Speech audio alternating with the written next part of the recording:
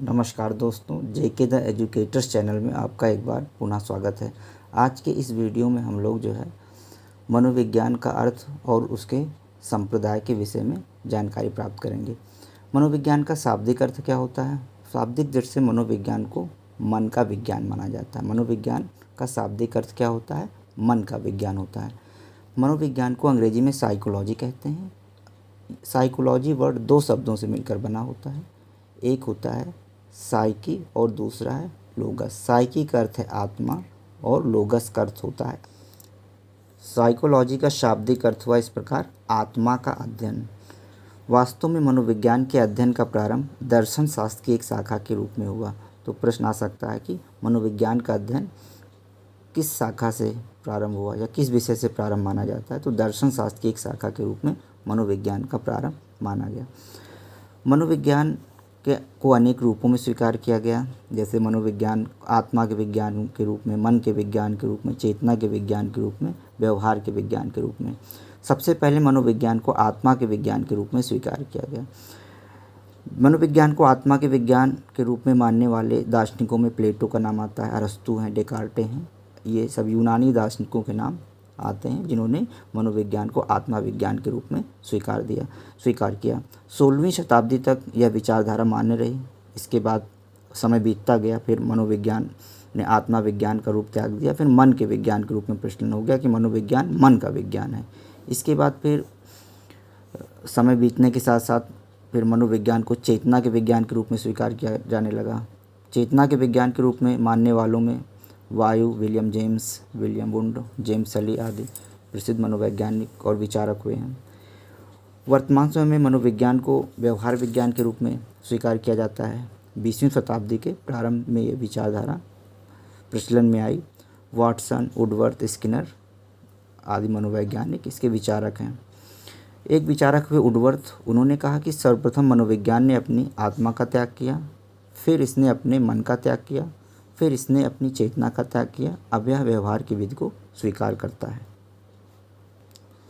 एक विचारक है वाटसन। वाटसन ने मनोविज्ञान को व्यवहार का विधायक विज्ञान या धनात्मक विज्ञान माना है। तो वर्तमान समय में मनोविज्ञान को व्यवहार का धनात्मक विज्ञान माना जाता है, यानी व्यवहार के विज्ञान के रूप में स्वीकार किया जाता है। अब हम लोग चर्चा करते हैं मनोविज्ञान के संप्रदाय, स्कूल्स ऑफ साइकोलॉजी क्या क्या हैं। पहला है संरचनावाद। संरचनावाद यानी स्ट्रक्चरलिज्म। संरचनावाद के प्रवर्तक में विलियम्स उंट का नामक जर्मन मनोवैज्ञानिक हैं। इनका प्रमुख नाम आता है, या कह सकते हैं इसके प्रवर्तक विलियम उंट नामक जर्मन मनोवैज्ञानिक हैं। विलियम उंट ने सन 1879 में मन का व्यवस्थित अध्ययन करने के लिए लिप्जिंग में विश्व की प्रथम मनोविज्ञान प्रयोगशाला स्थापित करके मनोविज्ञान को एक स्वतंत्र विज्ञान का दर्जा दिलाया। तो इससे एक दो क्वेश्चन निकल सकते हैं। एक तो क्वेश्चन ये निकल सकता है कि संरचनावाद का प्रतिपादन किसने किया? तो विलियम उंट ने किया। कहाँ के मनोवैज्ञानिक थे विलियम उंट? जर्मन के मनोवैज्ञानिक थे। और विश्व की प्रथम मनोविज्ञान प्रयोगशाला किसने स्थापित की? विलियम उंट ने स्थापित की। कब स्थापित की? 1879 में स्थापित की। कहाँ पर स्थापित की? लिप्जिंग में स्थापित की।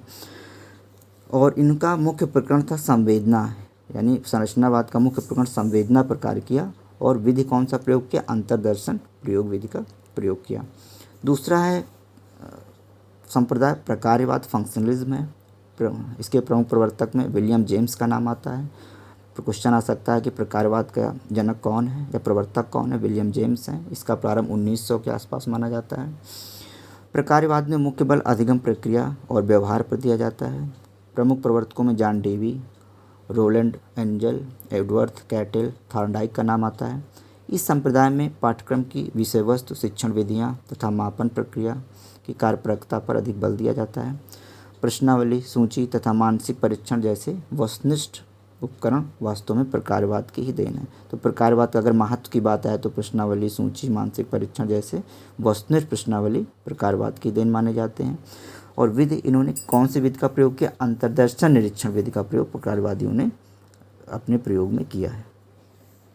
अगला नेक्स्ट है व्यवहारवाद, बिहेवियरिज्म की बात होती है। इसका प्रारंभ 1900 में हुआ। प्रवर्तक पावलोव और वाटसन होते हैं। व्यवहारवाद की बात करते हैं। अब इसका प्रारंभ 1912 में हुआ था, माफ़ कीजिएगा 1900 शायद बोल दिए थे हम। इसके प्रमुख प्रवर्तक पावलोव और वाटसन हैं। व्यवहारवादियों ने वृद्धि तथा विकास की प्रक्रिया में वंशानुक्रम की भूमिका को पूरी तरह से नकार दिया और केवल वातावरण की भूमिका को स्वीकार किया। वर्तमान में क्या माना जाता है कि वृद्धि और विकास में वातावरण और वंशानुक्रम का दोनों महत्व होता है, दोनों का अपना पूरा कह सकते हैं बराबर बराबर महत्व होता है। लेकिन व्यवहारवादियों ने वंशानुक्रम की भूमिका को तो पूर्ण रूप से नकार दिया। उनका मानना था केवल वातावरण से ही जो है वृद्धि और विकास की प्रक्रिया संचालित होती है। अधिगम, अभिप्रेरणा तथा पुनर्वलन पर इन्होंने विशेष जोर दिया। मुख्य प्रकरण था इनका व्यवहार, विशेषकर पशु व्यवहार पर अध्ययन किया। विधि, निरीक्षण और प्रयोग, यानी पशुओं के व्यवहार का निरीक्षण करके उन पर प्रयोग करके इन लोगों ने अपने विचारों का प्रतिपादन किया। नेक्स्ट है समग्रवाद, गेस्टाल्टिज्म। समग्रवाद, गेस्टाल्टिज्म, इसका प्रारंभ भी 1912 में हुआ। प्रमुख प्रवर्तक हैं वर्थीमर, कुर्ट कोफका, वोल्फगैंग कोहलर तथा कुर्ट लेविन। गेस्टाल्ट एक जर्मन भाषा का शब्द है जिसका अर्थ होता है पूर्णाकार, पैटर्न्स अथवा व्यवस्थित, समग्र, ऑर्गेनाइज्ड होल। इनका विचार है कि अवयवों की तुलना में संपूर्ण अनुभव अधिक महत्वपूर्ण होते हैं। इन्होंने सीखने में अंतर्दृष्टि, इंसाइट की भूमिका पर अधिक जोर दिया। यानी व्यवहारवादी मानते हैं कि किसी भी समस्या, कोई चीज़ सीखने के लिए हम अवयवों की को ना एक एक उसके खंडों पर ना जा करके हम उसके संपूर्ण परिस्थिति पर जो है को अंतर्दृष्टि प्राप्त करते हैं, उस पर विचार करते हैं। गेस्टाल्टवादियों ने सीखने के उद्देश्य तथा अभिप्रेरणा पर अधिक जोर दिया। व्यवस्थित पाठ्यक्रम निर्माण, अंतर्विषय अभिगमन, शिक्षा उद्देश्यों तथा अभिप्रेरणा पर बल गेस्टाल्टवादियों की ही देन है। इनकी विधि में अंतर्दर्शन, निरीक्षण, प्रयोग मुख्य है।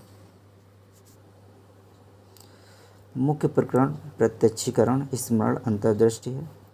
नेक्स्ट है मनोविश्लेषणवाद, साइको एनालिसिस। इसका प्रारंभ 1900 में होता है। मनोविश्लेषणवाद के प्रमुख प्रवर्तकों में फ्रायड, एडलर और जुंग का नाम उल्लेखनीय है। मुख्य प्रकरण अचेतनावस्था यानी अचेतन पर विशेष बल दिया। विधि है परीक्षा, निरीक्षण। फ्रायड ने मनोविश्लेषण प्रविधि का आविष्कार किया जो मुक्त साहचर्य वाले विचार प्रवाह तथा स्वप्न विश्लेषण, ड्रीम एनालिसिस पर आधारित है। कुछ महत्वपूर्ण बातें अन्य हैं। वर्तमान समय में मनोविज्ञान के अध्ययन में मानवतावादी दृष्टिकोण तथा संज्ञानात्मक दृष्टिकोण पर अधिक जोर दिया जाता है। मानवतावादी विचारधारा में मानव को यंत्रवत नहीं माना जाता, वरन उद्देश्यपूर्ण ढंग से कार्य करने वाले तथा वातावरण के साथ अनुकूलन करने वाले समर्थ जीवधारी के रूप में स्वीकार किया जाता है। यानी माना जाता है मानवतावादी में कि एक मशीन की भांति मानव नहीं है, बल्कि वह वातावरण के साथ अनुकूलन कर सकता है, एक समर्थ जीवधारी है। इस विचारधारा में व्यक्तित्व के महत्व को स्वीकार करते हुए स्वतंत्र इच्छा, व्यक्तिगत विभिन्नता तथा व्यक्तिगत मूल्यों के अस्तित्व पर जोर दिया जाता है।